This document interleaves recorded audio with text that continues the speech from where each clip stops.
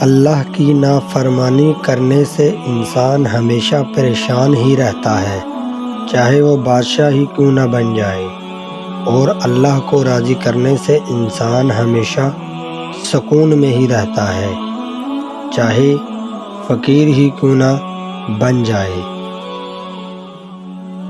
جب آپ کسی کی اولاد کی تکلیف پر اپنی اولاد کی طرح غم کھاتے ہیں تو آپ سے آپ کی اولاد کا غم ہٹا دیا جاتا ہے کہ اس نے اپنے حصے کا غم دوسروں کی اولاد پر کھا لیا ہے۔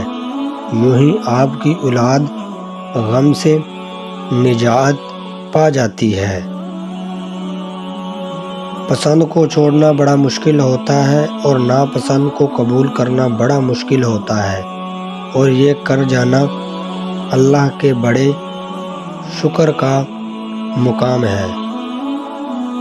سیدنا عبداللہ بن عمر سے روایت ہے کہ رسول اللہ صلی اللہ علیہ وسلم نے فرمایا، جب تم میں سے کسی کے سامنے شام کا کھانا رکھا جائے، ادھر نماز کھڑی ہو تو پہلے کھانا کھا لیں اور نماز کے لیے جلدی نہ کریں جب تک کھانے سے فارغ نہ ہوں۔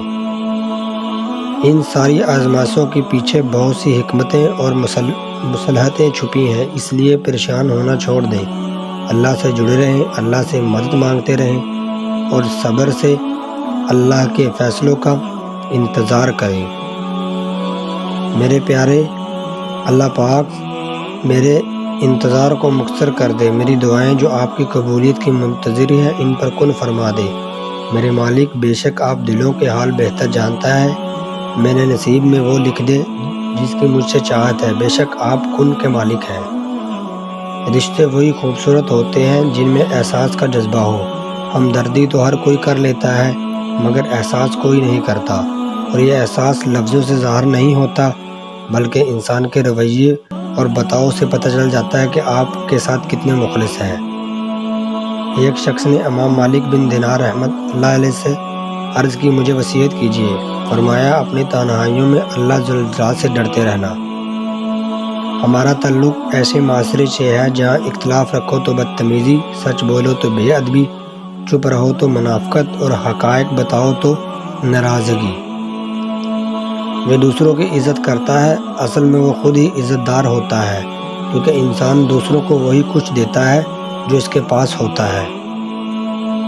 زندگی کے لیے ایک بہترین سوچ، ہر ایک کے سنو اور ہر ایک سے سیکھو، کیونکہ ہر کوئی سب کچھ نہیں جانتا لیکن ہر ایک کچھ نہ کچھ ضرور جانتا ہے۔ ہم اپنی زندگی میں بہت سی چینیاں اور درد اس لیے بھی پا لیتے ہیں کہ ہم حقائق سے نظر چرانے کی عادت پڑ جاتی ہے۔ ہم سب یہی کرتے ہیں نا، انسانوں کے بارے میں اپنی غموں پر چلتے ہیں، یہ ماننے کو تیار ہی نہیں ہوتے کہ ہم غلطی کر کے بدل سکتے ہیں، دوسرا بھی غلط سے سیکھ سکتا ہے۔ توبہ کے دروازے کسی کا ایک نام نہیں لکھا ہوتا۔ اگر معاشرہ جنگل بن جائے تو اس کا یہ مطلب نہیں کہ آپ بھی جانور بن جائیں۔ جب ہم اپنے خدا کے سامنے توبہ کرتے ہیں، نہ تو صرف ہماری توبہ قبول ہوتی ہے بلکہ ہم بھی قبول ہو جاتے ہیں اور زندگی آسان ہو جاتی ہے۔ انسان بھی کتنا عجیب ہے، امید بندوں سے لگاتا ہے، شکوے خدا سے کرتا ہے۔